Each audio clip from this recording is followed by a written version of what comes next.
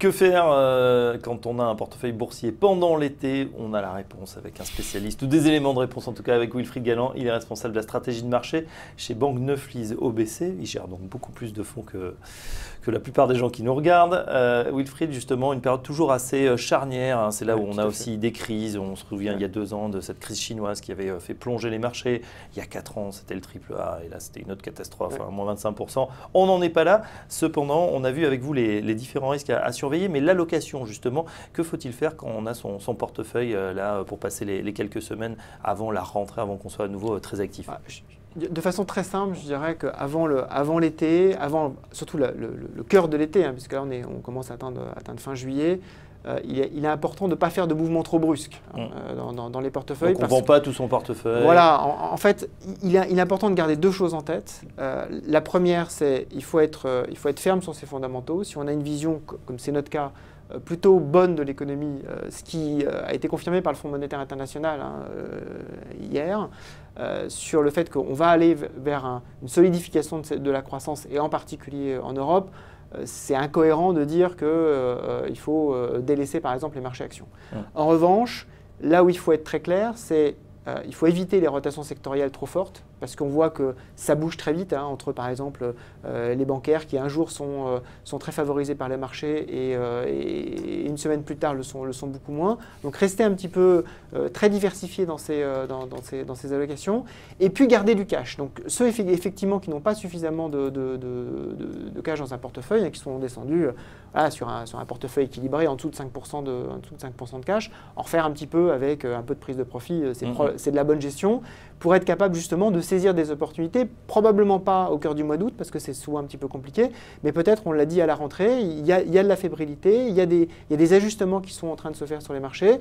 On reste positif sur l'année, ça veut dire que probablement septembre-octobre seront probablement des mois un petit peu compliqués à gérer. C'est le moment où effectivement, pour avoir du confort aussi, il faut avoir des munitions, donc il faut avoir du cash. Donc soit on en a déjà et c'est très bien, changer rien, soit effectivement on n'en a pas suffisamment et donc en faire un petit peu, prendre quelques profits, faire des ajustements sur des valeurs sur lesquelles on se sent moins confortable. Hein.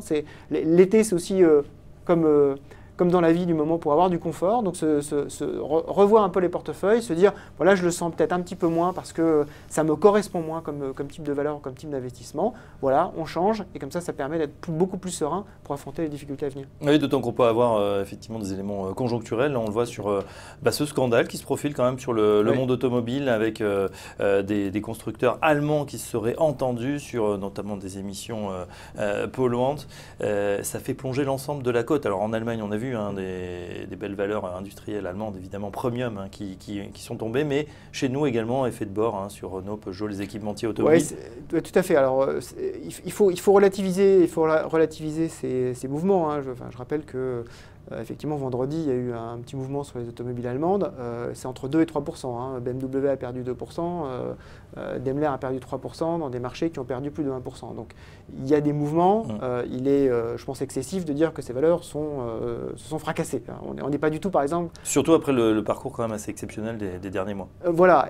Et en fait, il y avait déjà, depuis plusieurs trimestres, un fort discount qui était intégré dans ces valeurs. Néanmoins, on voit bien que les marchés sont très méfiants par rapport à tout ce qui peut être considéré comme une pression réglementaire supplémentaire, quel que soit le secteur. On l'a vu évidemment beaucoup avec le secteur bancaire. Là, effectivement, le secteur automobile est sous pression en disant est-ce que c'est le prochain secteur à subir une pression réglementaire tellement forte qu'elle va attaquer les marges et la rentabilité au moins à court terme. C'est vrai que c'est un petit peu compliqué à gérer. Après, ce sont des valeurs qui, ne l'oublions pas, ne sont pas chères. Hein. Voilà, on est aujourd'hui déjà sur un discount suffisamment important. Il ne s'agit pas de se précipiter sur ces valeurs-là. Il ne faut pas surinterpréter non plus ce qui est en train de se passer. Mais c'est vrai qu'on peut être déstabilisé dans un portefeuille si on n'est pas suffisamment diversifié et si on a misé beaucoup sur des marques qui restent des belles marques. mais qui peuvent être attaqués par des phénomènes, comme vous l'avez dit, réglementaires assez forts. Voilà, dernier point, justement, les secteurs qui vous paraissent en forme, le plus en forme en ce moment. C'est un petit peu compliqué. Je pense que tout le secteur de la consommation en Europe est un secteur qui se porte bien parce que justement la croissance européenne est vraiment en train de repartir. Donc ça, c'est quelque chose qu'il faut regarder. Nous, on regarde aussi beaucoup effectivement le secteur industriel, toute la partie infrastructure en Europe. Ce qu'il faut également ne pas perdre de vue, c'est qu'il faut avoir dans son portefeuille des valeurs qui ont été peut-être un petit peu délaissées ces derniers temps, qui sont des valeurs très, très défensives, des valeurs comme les valeurs pharmaceutiques, des valeurs comme les valeurs vraiment de la consommation dite de base, pas du tout cyclique.